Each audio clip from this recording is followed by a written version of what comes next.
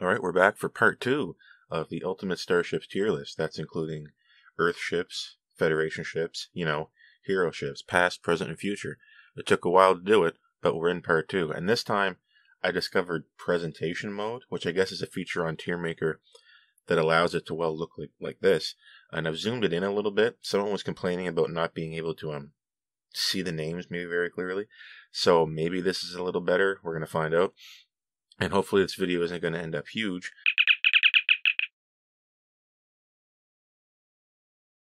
So with that out of the way, let's jump right into the tier making.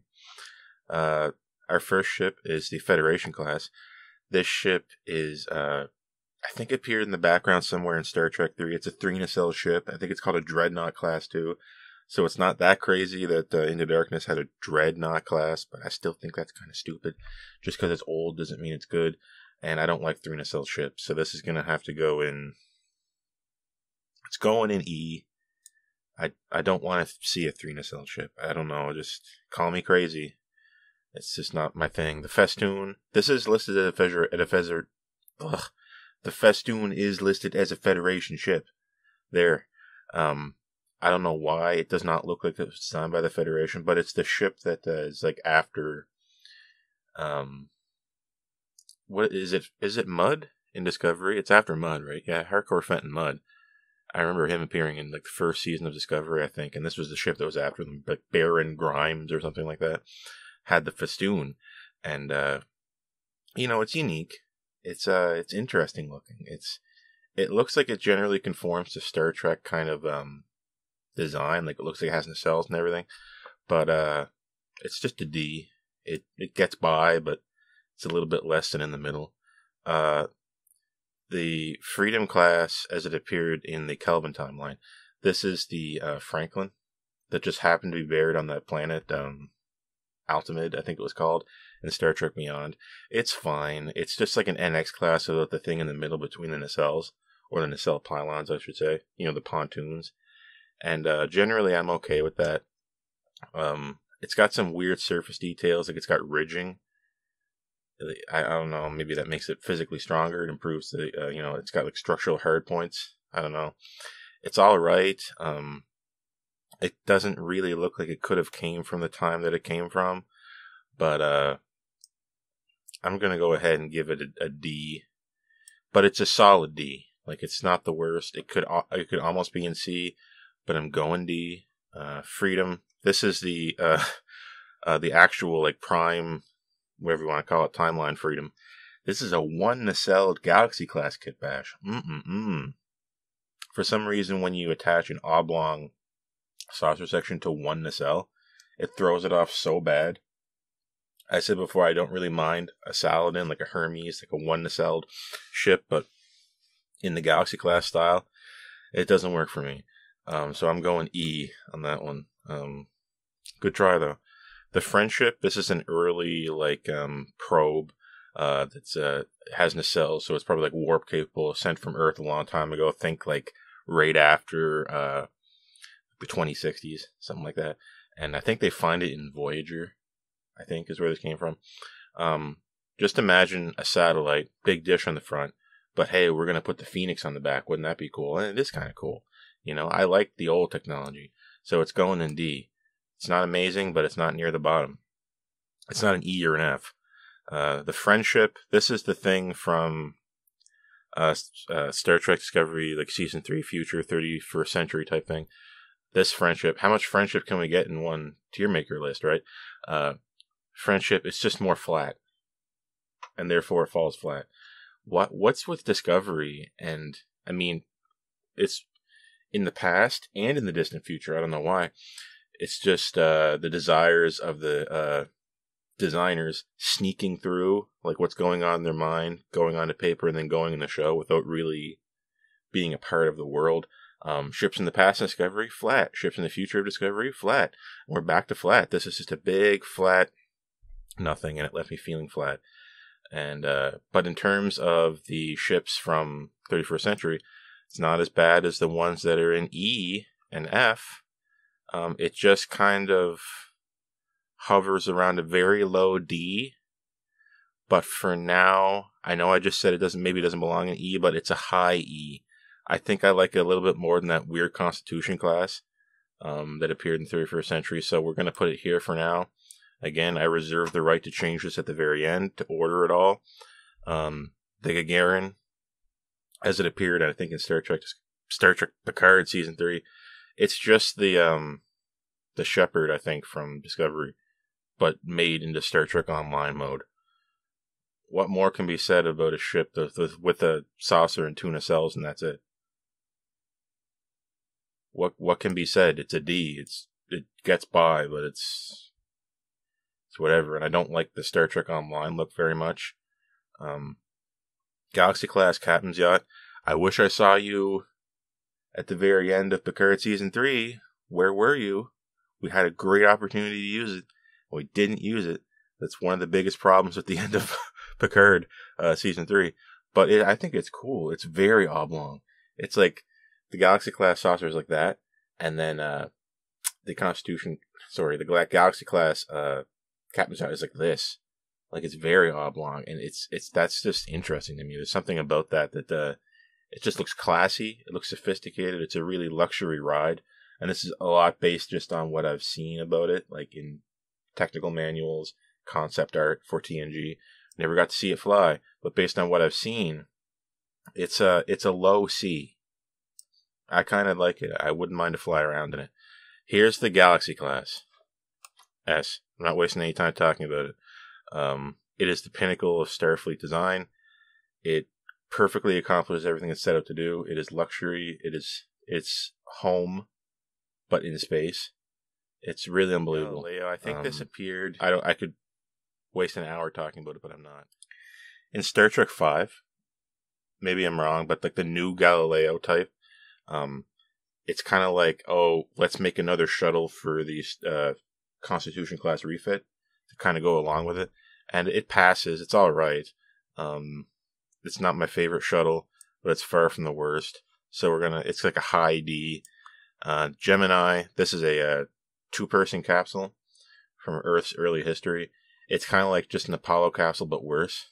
But the shape of it is kind of cool. It's got a little bit of a style to it. It doesn't look as utilitarian as the Apollo capsule, but it is pretty neat. Here it is. It's appearing on Admiral Marcus's desk, I believe, in Star Trek Into Darkness. So it's going to be another D. The Geronimo is a Star Trek Strange New Worlds shuttle that was used in that episode under the Cloak of War. So in a military context, it was kind of like a troop/crew transport. It's just a very simple shuttle. It's got the right front. It's got the right aft. It's got two nacelles. What can I say? It's a C. This is the Hakaran starship, and this is where I started beating my head against the wall trying to make this. The Hakaran were called a Federation member, so if they designed this ship, would it not conform to Federation standards and give it a Federation registry number? Hey, if you want to use this list, feel free to strike it. I'm considering it. The Hakaran starship from that one episode of TNG. It's kind of cool. It's got like these big wings on it like this, and this pointy forward section. It's angular. I'm not super big into angular ships, so I'm going D, but it's not wretched. The Hermes, it's a one nacelle ship. It's pretty much just like the Saladin. It is what it is. You know, it's TOS style, one nacelle. Only ever appears in a background display. I'm going C, just because I like TOS design aesthetic, and I don't mind the one nacelle. Again, in my mind, one nacelle reacts with itself because its warp grill is divided in two in the center. That's how I justify it. Don't ask me why I don't like 3. It's just something about it. The Hiawatha, a long, kind of utilitarian, boxy ship. I like a ship with kind of an unusual, irregular primary hull, and this one has it. And I think this is the ship that they found Jet Reno on in Discovery, season 2, if I'm not wrong. And I'm going to put it in C. It's working for me. The Hollow ship, man, I don't like anything from Insurrection really. That is an ugly movie. There's something about the CGI quality in that movie that is, it's not choice. You know, it doesn't really get the chef's kiss or the chief's kiss if you're an engineer. What do they do? Like transport the Baku or something in a ship that looked like where they were living, but it was a big holodeck program or something. I barely remember the movie, but it's hideous. It's just kind of a big block. But if I were designing what amounted to a mobile holodeck, it would probably look like this. So, but I'm gonna go D. Not trying to allow what I think about the movie to infect the ship, but it's hard sometimes. I'm only human. The Hoover is a class of ship that appeared in the first or second episode of Discovery, Battle of the Binary Stars, and it's just a ship with two nacelles directly underneath its saucer and tucked in.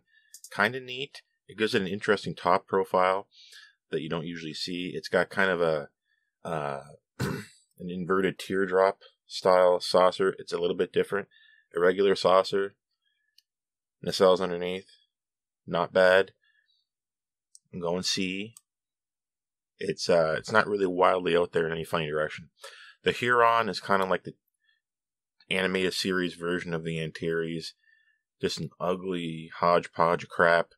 I must be careful to find the other Antares and not make it too much higher. So it's going in D, so I don't look like a crazy person when I say the Huron's way cooler, because it's not.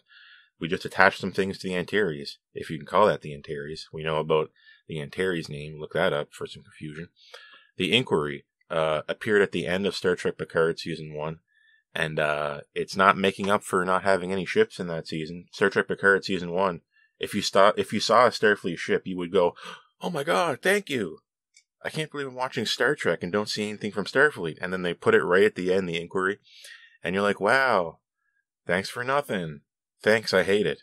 The Inquiry, it's ugly from the front, the top, kind of the side. It's got a very ugly, blocky secondary hull underneath the saucer. The saucer is hideous. It's got weird alignment of lights that look like they bend. Like it was designed by an amateur. The finish is splotchy. It's not done. There's broken special effects when you watch that scene where all the Inquiries just show up. Yeah, Starfleet would just copy and paste the same ship 100 times. That makes sense. And it's not, it's not what we're looking for. It's more Sovereign stuff. It's Sovereign Plus. It's in that vein. It's angular. It's angry. It's not what I'm looking for. And it just looks dirty. It's kind of a lower D somehow. I can't believe that, but it's not, it ain't it. This one has to go back to the drawing board. Inspection pod from Enterprise. The very first time you watch Star Trek Enterprise and you see that inspection pod and you're thinking, wow, that thing looks old. And it makes sense that an inspection pod doesn't really have to be that advanced. So you would expect actually shuttles, inspection pods, worker bees to be a few generations behind the starships that they're servicing. So this inspection pod is probably something from like the 2060s or 70s, really. And it does kind of look like the top of the Phoenix, like the cockpit section, which that's cool to me, seeing that kind of lineage. So the inspection pod is going in C. I wouldn't mind flying around that thing. It's got some history to it. The 32nd century Intrepid, and I may have said 31st century earlier. I don't know. I can't get these times straight anymore. My brain's fried. The 32nd century Intrepid. Oh, look, it's a new Intrepid. And it's a Voyager J or something. And it's just like, congratulations. You took the Intrepid class and just separated the nacelles and the saucer and just, there you go. And it's no secret that it ended up being one of the better looking ships from that century because it just kind of apes the old design. Congratulations. Very creative. You're going in D. The Intrepid from Enterprise.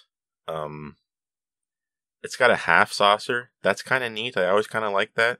I imagine if you're designing a saucer, it's kind of like putting in wedges of orange or something. And you can just stop halfway through and it's fine.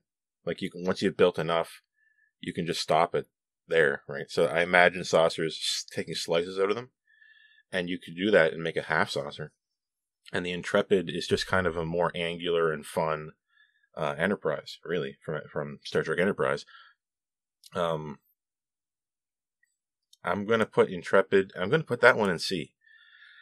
Oh my God, another Intrepid. When will it end?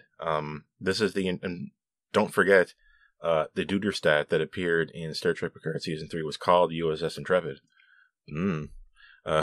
We like that name, don't we? The Intrepid class, as it appeared in Voyager, as the USS Voyager. This one's a fan favorite. People love it. It's a lot of people's favorite. But for me, the original, like the Rick Sternbach design, early concept for the Voyager, I think it had some stuff that was cooler than this. You know, I would walk this back a little bit to the concept for Voyager. Not the one with the big fin on it. I would walk it back a little bit. But for what you get, the clunk of the Voyager, the Intrepid class, it's bulbous, a little bit of clunk, and it looks fit for purpose, and that's really cool to me. I'm gonna go B for the Intrepid. Good stuff.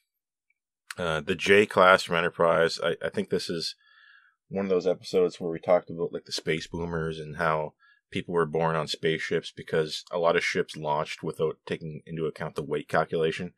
In science, that's like how long do we wait before we do something? Like if we launch this ship now, are the people back on Earth going to design a ship that's twice as fast a year from now, rendering us useless?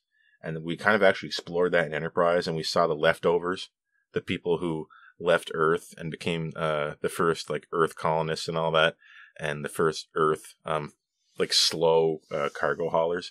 And that was kind of interesting to me. And the J class is one of them. So just the concept that we're exploring that is interesting. The design is just a big train. It's a train in space. You get that when you look at it, how closely it mimics that. And to me, that's interesting. So it's going in C. The Gene, named after Greg Jean, it's just another Sovereign.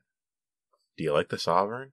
You like the Gene class? And yes, it officially appears in the show in that very blurry, far away image that was confirmed to be the Gene class. It's that far away. It's just a cloudy, blurry image of the Gene way in the distance. Muffled Gene sounds in the distance. There it is, guys. And if you like the Sovereign, you'll like it, but I don't really, so I'm going D. But it's a middle D. It's it's doing its thing, it's, cool, an angular starship. Cool. Wow. The Kelvin type. This is the shuttle that appeared at the very beginning of Star Trek 2009 that left the Kelvin to go to the Narada with, I think, who was on board? Was it Captain Robow, I think?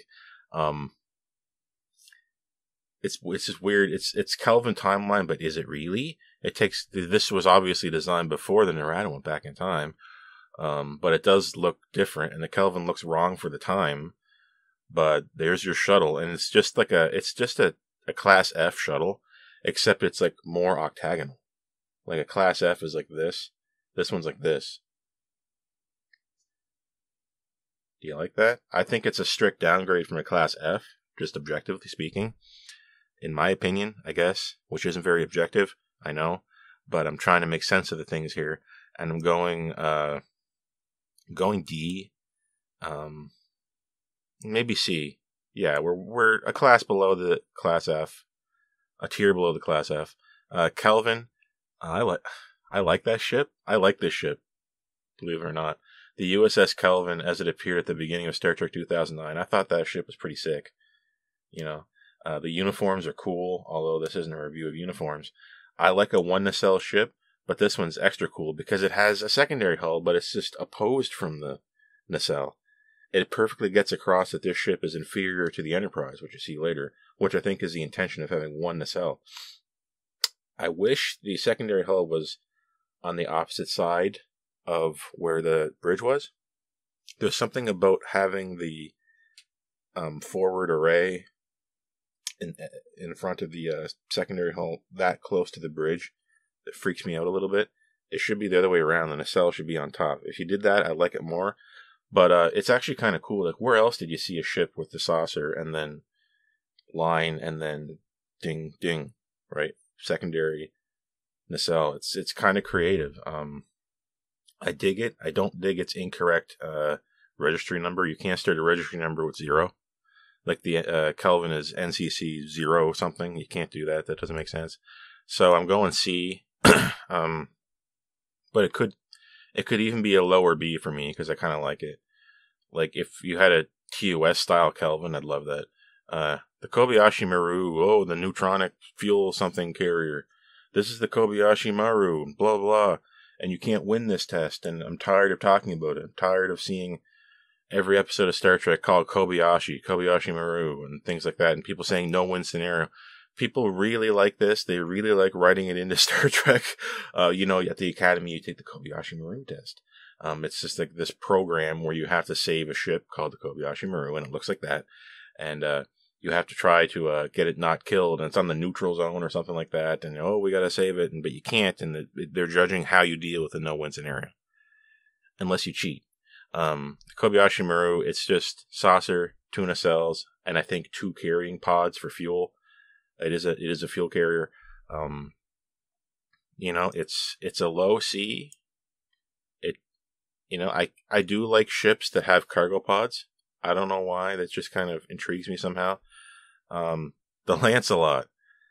Are you sure you're not the Walker class? In the background of the very beginning of Star Trek Picard Season 2, you can see, I think, Picard and Raffi talking to each other. And in the back, there's a plaque with previous classes of ships. And the Lancelot class shows up. And it looks identical to the Walker class from Discovery. Another ship from Picard that looked just like it was from Discovery. Cementing this idea that Picard in its first 2 seasons was like a sequel to Discovery in some way. All these weird Discovery things sneaking in way later. Yes, I know the Miranda class has been around for a while, but the Walker class, it's not just that it's back.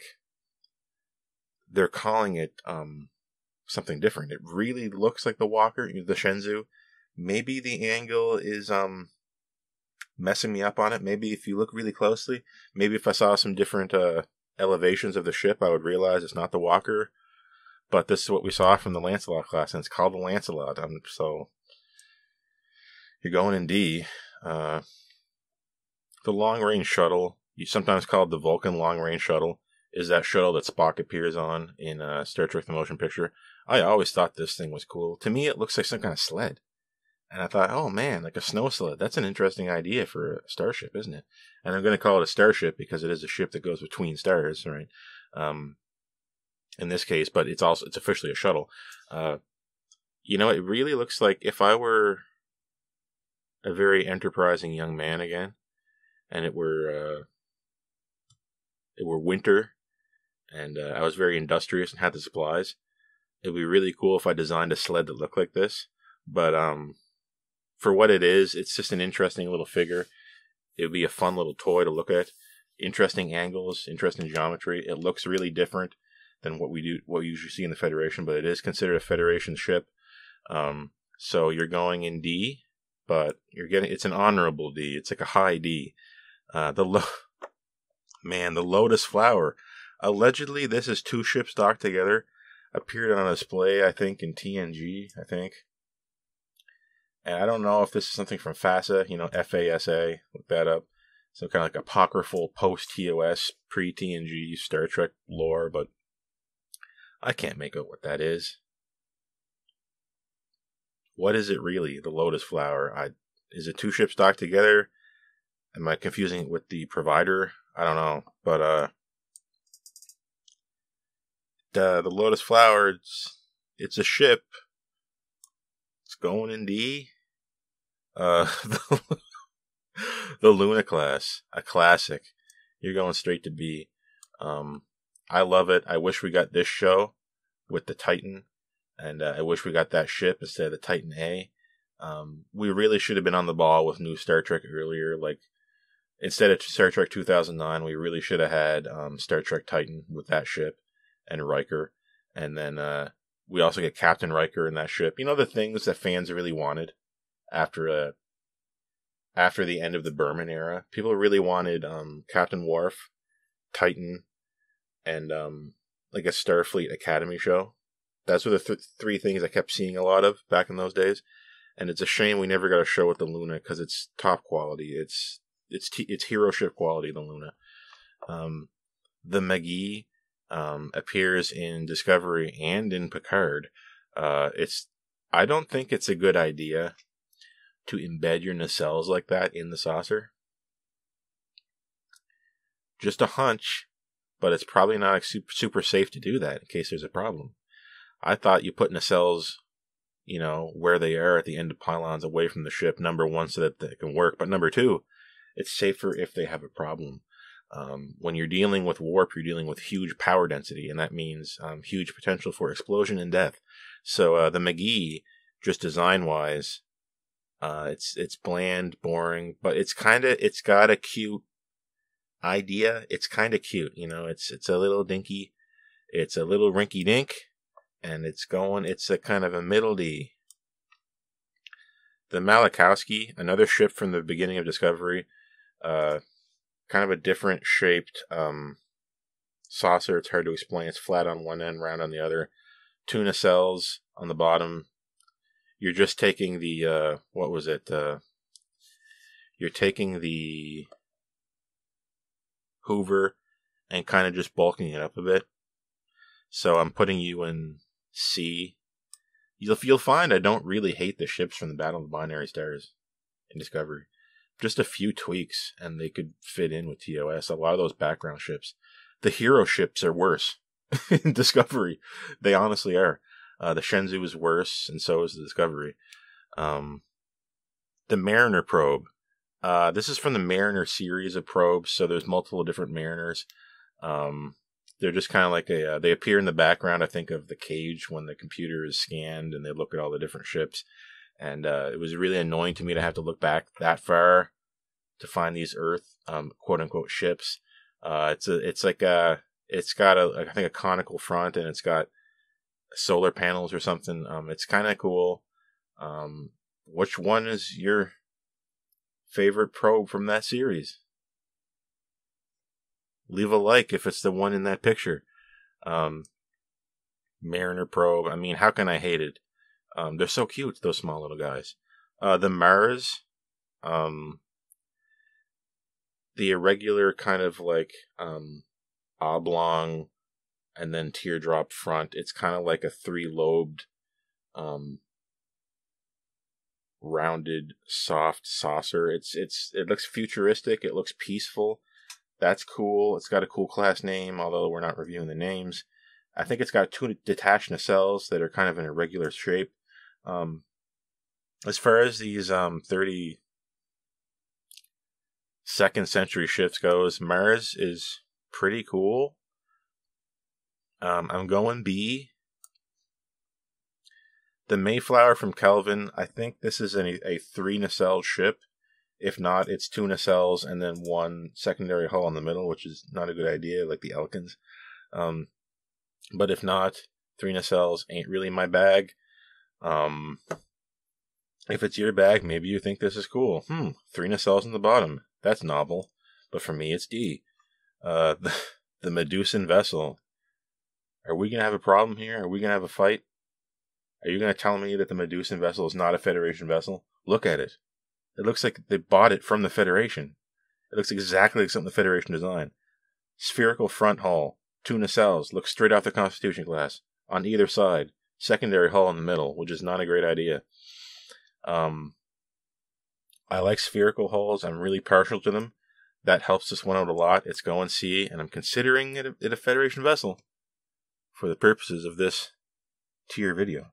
The Merchantman. Speaking of whether or not something's a Federation vessel, is the Merchantman a Federation vessel? That thing that appeared, I think, in Star Trek 3. Is that what it's from? It looks not Federation-y. I kept seeing it listed. I think it was listed as a Federation ship somewhere. I think it's registered. This is the one. I think the Merchantman was the last ship I was fighting with on this tier maker list. This was a battle. The Merchantman. What is it? I'm gonna pretend it's Federation, but if you want to ignore it, just ignore it. Pretend you didn't see it. I think it's ugly. It looks insectoid. It's got an ugly color. It's an E, but there it is. The Mercury capsule. How can we forget this one? This is a one-seater. It's very small. Often they said back in the day that you don't ride the Mercury capsule, you wear it. Imagine going to space in something that was that cramped that you could say that you wore the ship. Very interesting, isn't it? How can we hate something like that? You're going in C, buddy. The old Mercury. I wouldn't mind going for a ride right now.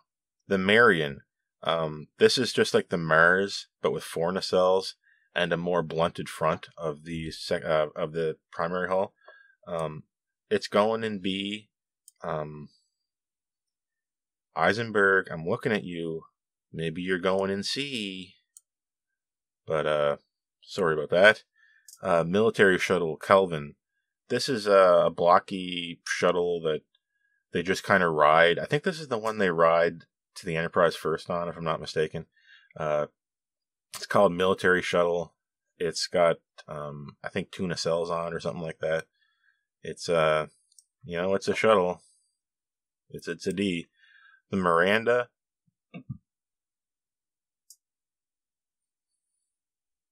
I like nacelles below the saucer. I like that roll bar. There's a million variants of the Miranda. This one is considering all of them. Pick what you want in the roll bar. Put what you want. Put what you want at the back of the saucer. Have it your way. It's like a restaurant or something. Have it your way. It's the Miranda. A real workhorse. The ship's history is not really a factor here, but design-wise, it's going in C. I don't know how to improve it while making it not the Miranda. Like, how do you change the Miranda while keeping it still kind of the spirit of the Miranda? I don't know. But it's going in C. The model HB-88, I think this is the Aeon or Ion or something. You know the ship that guy got in Voyager from the future, and I think Braxton was on it, and he made that company like Chrono Works or something based off his technology. It's an interesting looking little shuttle. It was referred to as the model HB-88 in the show. It has time travel capabilities.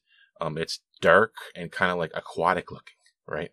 Voyager had this idea that Starfleet ships from the future were very aquatic, and I kind of thought that was cool. So I'm putting this one in C. I do like it. Okay, the Moore type is a shuttle that appeared in the Kelvin timeline, and it's almost indistinguishable from, say, like a Galileo. You know, it's just very average. Here's your shuttle. Nacelles on the bottom. It almost looks like it could be from the Prime timeline, if you call it that timeline. It's just kind of a little bit bigger, you know? What's wrong with that? You're going in C. What's wrong with that? The NCC 1701-/3 type, it's when you don't know what a shuttle's called class-wise or even type-wise, you just call it whatever its name is, type, and that it didn't even have a name. That's just the number on it. And TAS, the animated series fashion, we're just kind of going crazy with these shuttles. Just design whatever you want. I put it kind of along with the Copernicus. So it's going D, to compare it to another animated series shuttle. NCIA 93. Hey guys, what's the most dangerous and conniving sounding name we can come up for a ship? I know, we'll call it the NCIA 93.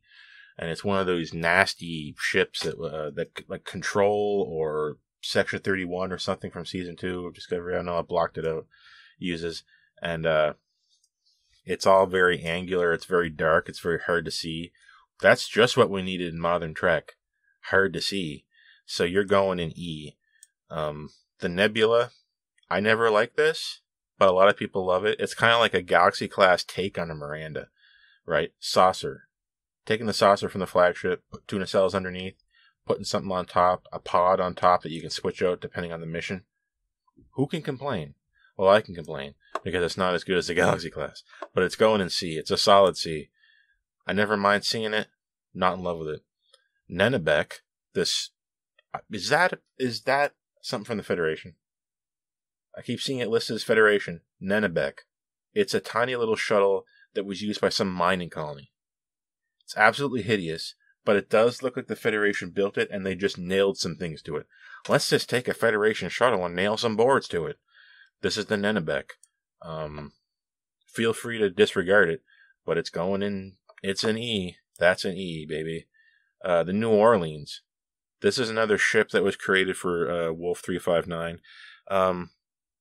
I like a good battle. Let's just get a good battle together where we need a lot of ships, and then let the design team just patch whatever they want and see what happens. And sometimes you end up with cool ships.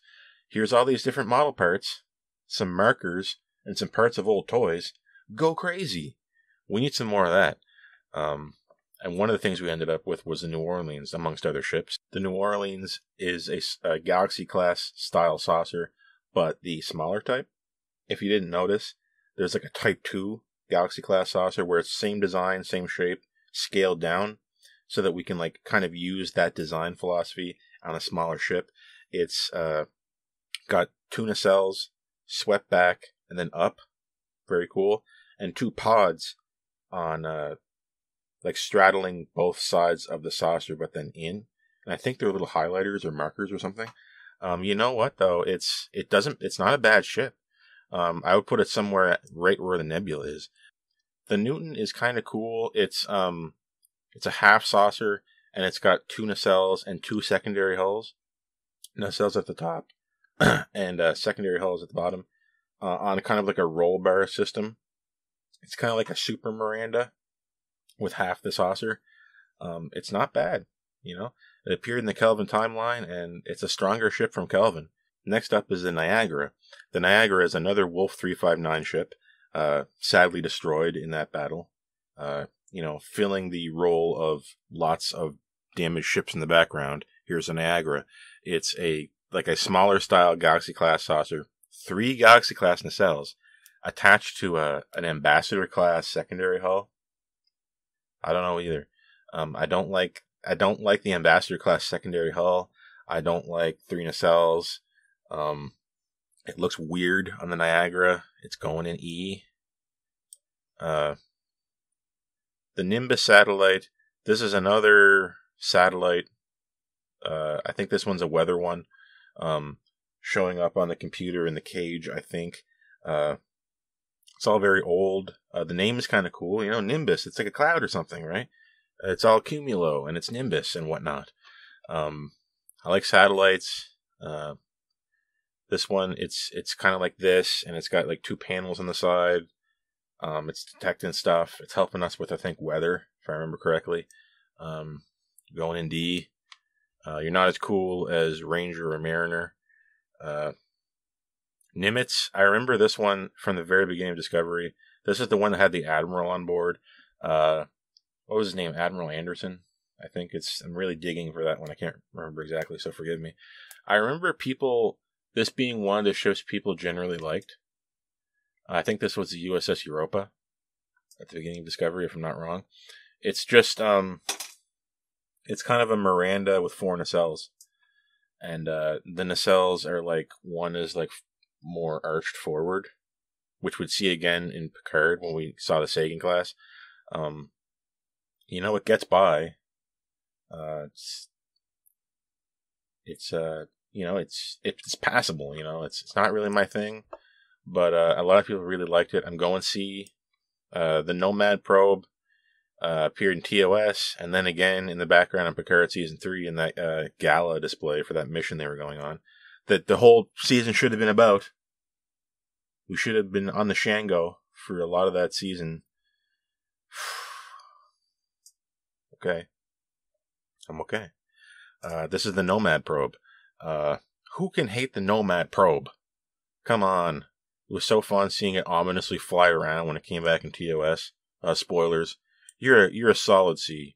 The Norway. I've always despised this. I hated it as soon as I saw it.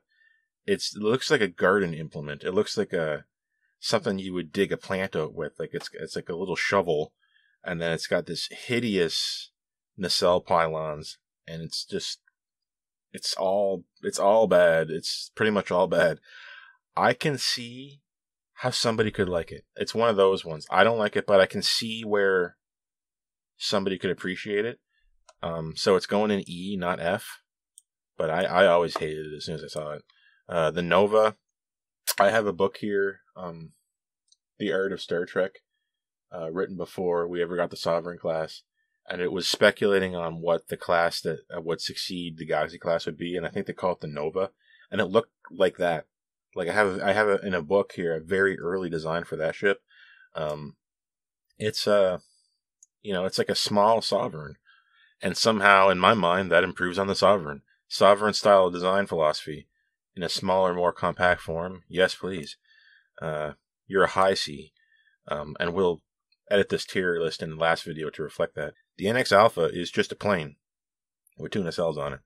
It even launches kind of off a catapult system or something like that, or a rail. It's been a while since I saw it. It's alright, Hey, what would it be like if a plane had nacelles? Well, that's the NX Alpha. And I really like that episode, First Flight. Because I'm into that kind of thing. I'm into kind of like episodes that remind us that these people are astronauts. I always like that. So you're going and see NX Refit. This might just be a straight improvement over the NX class, straight up. But also, I understand that the NX should look older than the Refit. I think the NX Refit should probably be younger than it really is, if that makes sense. It seemed like it was, for when you expect the NX Refit to show up, it seems like it might be a little bit early, giving it that secondary hull. I don't know. But for what you get, I think it's fantastic. I think it might be better than the NX. And rightfully so for a refit. You're going in B. Now the NX-01 itself, the NX class, not the Enterprise class, even though the first ship of this design was called Enterprise. It's this one upset people for so long. I can't be mad anymore. If you just judge it based on what you get, it's a fine ship. But man, why? I mean, it's been worked over so much. I don't want to dig up and open up old wounds.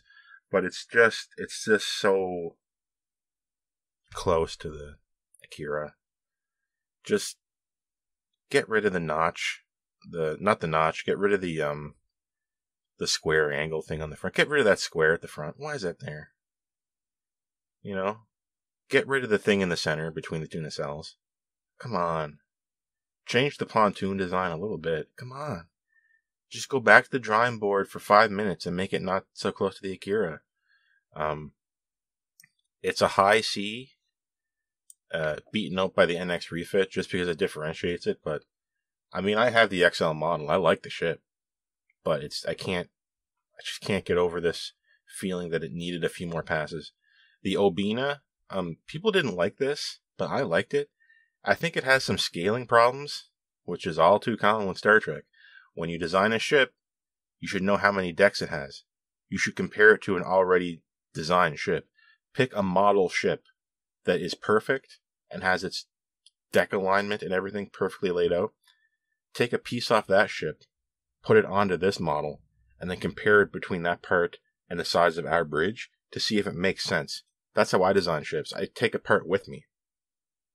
I design an old ship that I like. I get the deck plans right. I take a part off it and try to put it on the new ship to see if the scaling is right. There's a little trick for you. Also, you can use the window trick if you know exactly how big your window is. Therefore, you know how big a person would be. Therefore, you know how many decks it has. Therefore, you know how each part should scale up. Very important to do when you're kit bashing. The Obina is kind of like an improved Excelsior. I think it's kind of cooler than the Excelsior 2 because I wasn't a big fan of the Excelsior 2 when it appeared in Picard. It's a balancing act. You can't just elongate the Excelsior and hope that it works out. It makes more sense to take an old ship and give it new parts. That's how we did it back in the day. And that's what we got with the Obina. It's like a sovereign Excelsior. I'm on board with it, but a lot of people aren't. The Oberth, how do you walk from the saucer to the secondary hull? How do you do it on the California? If I can't complain one and not about the other. The Oberth, I think, is primarily a science ship. It's got a huge secondary hull, two nacelles, an interesting kind of like one-off design nacelle type that's not quite the Excelsior style nacelle. I like that. And an interesting, irregular, thick saucer. Pretty cool. I just wish it had a neck. Just put a neck there. You're a good C, but you need a neck, buddy.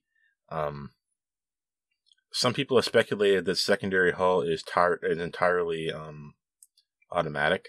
It's unmanned.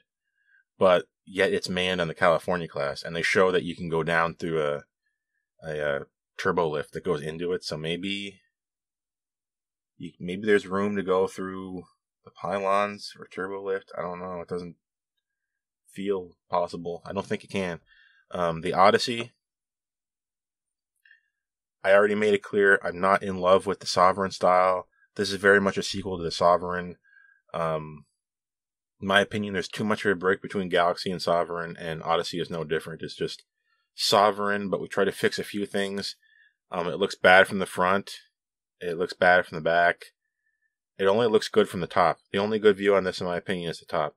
The side view, there's something weird about how the saucer terminates at the back. Like it goes and then whoop, like that. It's something about it.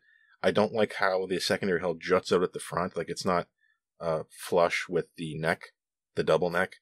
And the double necks, the way they come out, it just makes it look like it doesn't have a neck or something. It's just something. I appreciate it. I love that it showed up on the show. I like that it's canon now to the show, not just Star Trek Online.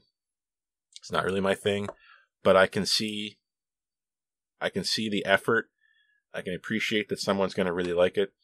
The Olympic, I like them saucers, baby. I'm a saucer guy. But that secondary hull, what were you thinking? It's like the TOS Antares or something. Let's just make it big, blocky nothing. You ruined what could have been an otherwise very cool ship with that saucer. Not saucer, sphere, I mean. Orbital. This is the orbital shuttle. This was, as well as the Excelsior class, this was designed by Bill George, I think. And I always love seeing it. It's just really cool. You're going to have to look this one up yourself. Look up Orbital Shuttle Star Trek. Maybe Orbital Shuttle Star Trek Space Dock. Because it usually appears in Space Dock but at this point, it's at the Academy, I think. It's just kind of an interesting, different shuttle. It's wide, it's big, it looks spacious. You know, it looks like you're flying, a high-class shuttle. This is a high-class shuttle, in my opinion. And it's pretty neat in the way it's designed. The way the nacelles are kind of like at the back, embedded into the thing, and there's kind of like a different shaped grill structure at the back. It's just very cool. It would have been neat to me if this was the standard shuttle that came with the Excelsior. You're going in... this is a high C. The Orbiting Geophysical Observatory and the Orbiting Solar Observatory. What do you like? Do you like solar or geophysical? Well, solar is farther away than geo. So, it's probably cooler than geo. Solar, that's a star. That's pretty cool. Satellites are cool. They're going on a trip, these little guys. They're kind of neat. They're not as cool as a starship or a shuttle or, they do what they do. The Orpheus, this is, from the very end of Enterprise, a toroidal-shaped mining colony that can launch itself entirely into space and then warp and then mine somewhere else.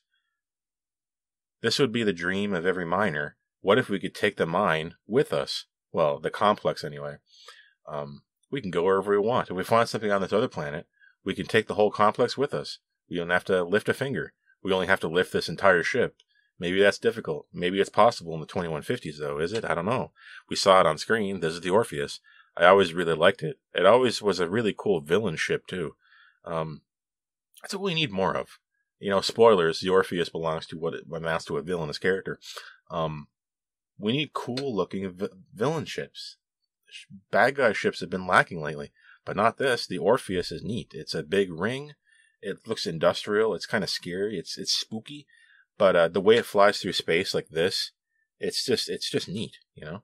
And I'm definitely on board with it. So you're going in C. The Ostler. This is a joke ship. It exists as a joke, yet it is canon. It's just designed to look scary on purpose, which is very odd for the Federation. If you act up, you're going on the Ostler, and you're going to the ranch, baby. Which is, I think, where what was it? Tendi, that dog, and Boimler were on this ship, and they were going somewhere horrible, and it turned out to be fine. Welcome to Lower Decks. It's really, really scary, but it turned out to not be a problem. You were just making a mistake. How many times can we get away with that trick? Therefore, the Ostler is in D. The OV-165, Old Sparky, I think they call it in Star Trek Picard Season 3. Picard's ancestor calls it that. It has an aerospike engine. It's got a aerodynamic design. It's a blended kind of lifting body with regards to its fuselage. It's something, it predates warp, and it's pretty neat, you know. It's got I like ships when they had to have heating tiles everywhere, and it gives it like this cool like serpent-like appearance, like the way the light hits it at a acute angle, and you get the specular effect of the way the light plays with each individual shape, right? And the OV-165 does reflect that, pun intended. So for me, it's going in B. I wouldn't mind seeing one of these fly around. Oh yes, baby, the Parliament class. If you've been watching my channel for a while, you know I like this ship. Introduced in Lower Decks, the Parliament class is the California class, but cool. California class, cooler edition. That's Parliament. It's a big ship. It's like, let's take a ship with 2 nacelles in the bottom and a saucer and kind of class it up. Like, let's bring it up to like a flagship style size. That's what you get with the Parliament. It's the only thing about it. It's a little weird that we have this many windows on on the pylons that are embedded into the top of the saucer. I like the way they connect. It's weird that there's that many windows there. Like, why do we need cabins and rooms with windows on the pylon like that? How thick is the pylon? What's up with that? I love it though. It's a fantastic ship. You're going in B. That about does it for today's part of the tier maker video. That's part 2, and we're gonna have to split this into part 3. This is taking a while. I don't like these huge videos, but I'm gonna show you a little thing I just came up with now. People salute with one hand, but what if we did a double salute? Eh? What if I salute with both hands at the same time? So I'm Lieutenant Mark, and I'm gonna see you when next time you see you. Here's the double salute. Wacha! Oh yeah. Don't forget to like and subscribe. Actually, I know you did. You made it this far into this video. You must have hit like by now. If you watched to this point, you hit like, right? So thank you for that. And if you're not subscribed, what's wrong with you? So long.